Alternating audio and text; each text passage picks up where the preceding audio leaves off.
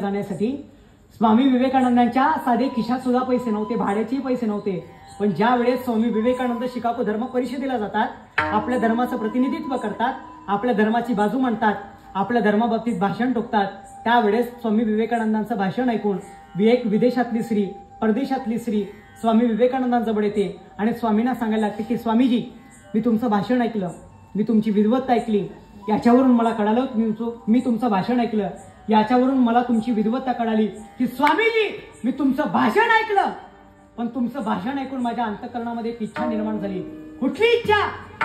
त्यावेळेस ती परदेशातली महिला सांगते की स्वामीजी, मी तुमचं भाषण ऐकलं, तुमचं भाषण ऐकून मला असं वाटतं मी जर तुमच्याशी लग्न केलं तर तुमच्यासारखा विद्वान पोरगा माझ्या पोटी जन्माला येईल. कोण म्हणतं? विदेशातली स्त्री सांगते, मी जर तुमच्याशी लग्न केलं तर तुमच्यासारखा विद्वान पोरगा माझ्या पोटी जन्माला येईल. पण त्यावेळेस स्वामीजींनी उद्गार काढलेत, अगं ताई, परविया नारी रखुमाई समान, हे गेले नेमून ठेईचेची. जर परकेची स्त्री असेल तर तिला आईच म्हटलं पाहिजे, तिच्यामध्ये रखुमाईच पाहिली पाहिजे. ही हिंदू धर्मियांची शिकवण आहे. आणि स्वामींनी पहिले उद्गार काढले, अगं ताई, मी तुझ्याशी लग्न करू शकत नाही. का लग्न करू शकत नाही? का लग्न करू शकत नाही? त्यावेळेस स्वामीजी उत्तर देतात, अगं, चांगल्याच्या पोटी चांगले आले असते तर उग्रसेनाच्या पोटी कंस आला नसता. उग्रसेन भक्त होता, पण उग्रसेनाच्या पोटी राक्षस जन्माला आला. चांगल्याच्या पोटी चांगले आले असते, उग्रसेनाच्या पोटी कंस आला नसता. आणि वाईटाच्या पोटी वाईट आले असते तर हिरण्यकश्यपूच्या पोटी भक्त प्रल्हाद जन्माला आले नसते. हिरण्यकश्यप राक्षस होता, पण मुलगा मात्र संत होता, मात्र भक्त होता. चांगल्याच्या पोटी कधी कधी चांगले जन्माला येतच नाही, कधी कधी चांगल्याच्या पोटी चांगले जन्माला येत नाही. बाप किती माडकरी आहे, बाप माडकरी आहे, भजने आहे, आणि पोरगा अट्टल बेवड्या. असं कधी कधी होतं. पण सांगू तुम्हाला, स्वामीने असं उत्तर दिलं, अगं शक्यच नाही.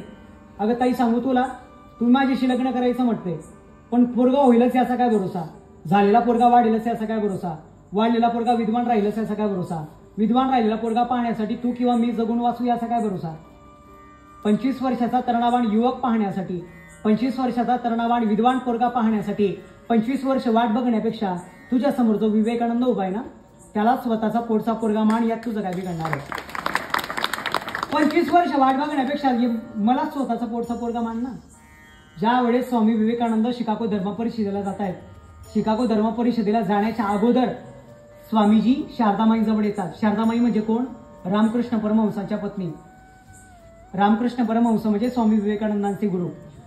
आपल्या गुरुमातेचं दर्शन घेण्याकरता स्वामी विवेकानंद ज्या वेळेस शारदामाईंकडे येतात, शारदामाईंच्या पायावर डोकं ठेवतात आणि शारदामाईंना सांगतात की माई, मला आशीर्वाद द्या. माई, मला आशीर्वाद द्या. मला परदेशात जायचंय, मला शिकागो धर्म परिषदेला जायचंय, मला तुम्ही आशीर्वाद द्या. मला आपल्या धर्माचं प्रतिनिधित्व करण्यासाठी जायचंय, माई मला आशीर्वाद द्या. त्यावेळेस शारदामाई सांगतात, अरे स्वामी, अरे, स्वामींचं नाव होतं नरेंद्र, आणि शारदामाईंनी त्यांचं नाव धरून त्यांना उच्चारलं, अरे नरेंद्र, तुला परदेशात जायचंय ना, तुला शिकागो धर्म परिषदेला जायचंय ना, नक्की जा. पण त्याआधी माझं एक काम कर. म्हणून कुठलं काम? किचन मध्ये जा, स्वयंपाकघरामध्ये जा आणि एक सुरी घेऊन ये. सुरीमध्ये चाकू. सुरी घेण्याकरता स्वामी विवेकानंदांना शारदामाईंनी स्वयंपाकघरामध्ये पाठवलं, म्हणजे किचन मध्ये पाठवलं.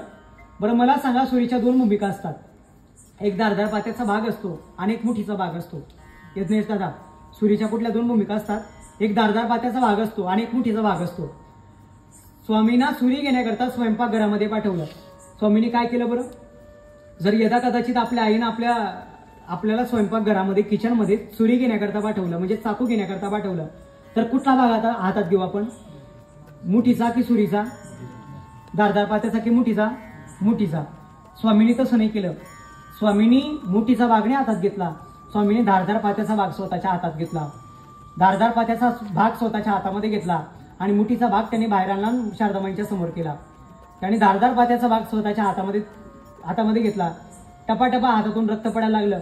शारदामाईंनी दृश्य पाहिलं. अरे जा नरेंद्र, तुला आशीर्वाद देण्याची गरज नाही. जा नरेंद्र, तुला आशीर्वाद देण्याची गरज नाही. का गरज नाही बाई? नरेंद्र, तुला आशीर्वाद देण्याची गरज नाही. का गरज नाही? त्यावेळेस शारदामाई स्वामी विवेकानंदांना उत्तर देतात, अरे नरेंद्र, तुला आशीर्वाद देण्याची गरज नाही. का गरज नाही? अरे, जो माणूस धारदार पात्याचं दुःख स्वतःच्या हातामध्ये घेतो आणि मुठीचं सुख दुसऱ्याच्या हातामध्ये देतो, तोच खऱ्या अर्थानं आपल्या धर्माचा प्रचार करतो.